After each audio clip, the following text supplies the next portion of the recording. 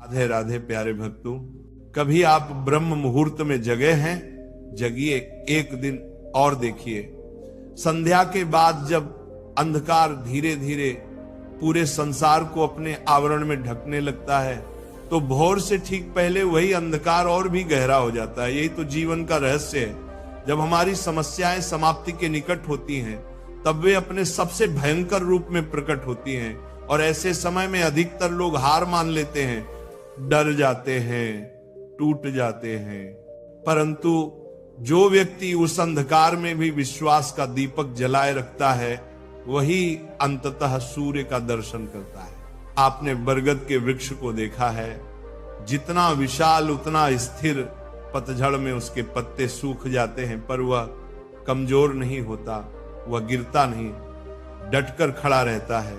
और दूसरी ओर दलदल में उगे वृक्षों को देखिए, वे ऊपर से भरे भरे दिखते हैं, पर उनकी जड़ें कमजोर होती हैं। हल्की सी हवा चले या पानी का वेग बढ़े, वे गिर जाते हैं। क्यों? क्योंकि उनकी जड़ें गहराई में नहीं जाती। मनुष्य भी ऐसा ही होता है। जिसकी जड़ें धर्म, सत्य और सदाचार की भूमि में होती हैं, वह हर तूफान सह लेता है। पर जो अधर्म, असत्य और छल की भूमि में उगा है, वह समय की एक मार भी नहीं झेल पाता। अब निर्णय आपका है, आप बरगद बनना चाहते हैं या दलदल का वृक्ष? भक्तों, हमारे जीवन में मित्र और शत्रु दोनों ही बहुत महत्व रखते हैं। हम दिन रात या तो मित्रों के बारे में सोचते हैं या शत्रुओं के बारे में। हमारे कई कर्म या तो मित्रों के हित के लिए होते हैं या शत्रुओं के अहित के लिए। पर यदि मैं आपसे कहूं कि मैं ऐसा एक मंत्र जानता हूं जिससे आप अपने सभी शत्रुओं को समाप्त कर सकते हैं, वह मंत्र है मित्र बना लीजिए।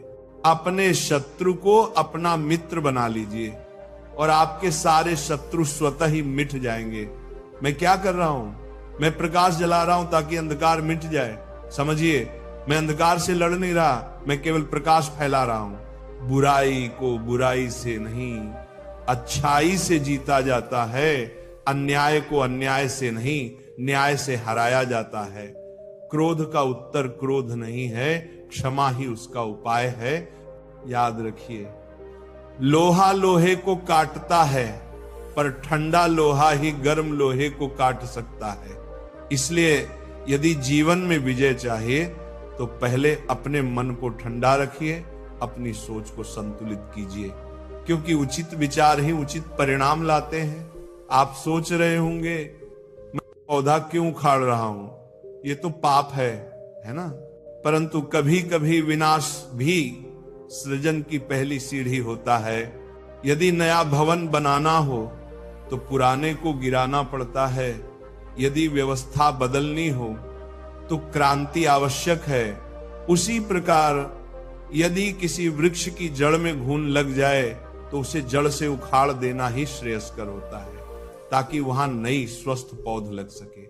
इसलिए समझिए, युद्ध बुरा नहीं, उद्देश्य बुरा नहीं होना चाहिए। जब लक्ष्य शांति हो तो युद्ध भी धर्म बन जाता है। अब बताइए, संसार में श्रेष्ठ क्या है? फूल या कांटा, प्रेम या घृणा, संपन्नता या दरिद्रता, मित्र या शत्रु? आप कहेंगे निश्चित ही फूल, प्रेम, संपन्नता और मित्र। परंतु विचार कीजिए, क्या हर फूल लाभकारी होता है? कुछ फूल त्वचा जला देते हैं, वहीं कांटे आपके घर की रक्षा करते हैं। वह प्रेम श्रेष्ठ नहीं जो आपको अंधा और पक्षपाती बना दे, वह घृणा श्रेष्ठ है जो आपको सही राह दिखा दे। वह संपन्नता श्रेष्ठ नहीं जो आपको कृपण बना दे। वो दरिद्रता श्रेष्ठ है जो आपको परिश्रम सिखा दे।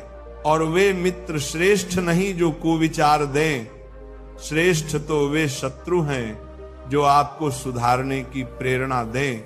इसलिए जीवन में हर घटना, हर भाव, हर व्यक्ति के गुण, धर्म को पहचानिए, फिर निर्णय लीजिए कि वह आपके विकास के लिए है या पतन के लिए। अब एक बात स्वर्ण की, हमें सबको स्वर्ण प्रिय होता है, पर क्या आपने सोचा कि वो बनता कैसे है? जब स्वर्ण धरती के गर्भ से निकलता है तब वह एक कठोर पाषाण जैसा होता है, उसे पिघलना पड़ता है, बार बार हथौड़े की मार सहनी पड़ती है, फिर काट छांट और परिष्करण के बाद ही वह आभूषण बनता है। ऐसा ही मनुष्य भी है, जिसे जीवन का आभूषण बनना है, उसे तपना, पिघलना और गढ़ा जाना पड़ेगा। यही आत्मनिर्माण की यात्रा है। हम सब सुनते आए हैं वीर भोग्य वसुंधरा, पर वीरता क्या है? क्या युद्ध जीत लेना वीरता है? नहीं, साहस है, कठिनाई के सामने डटे रहना। वीरता है उस कठिनाई का उत्तर परिश्रम से देना, और शौर्य है बार बार गिरकर भी उठ जाने की क्षमता। जो व्यक्ति गिरने से नहीं डरता वह कभी हार नहीं सकता।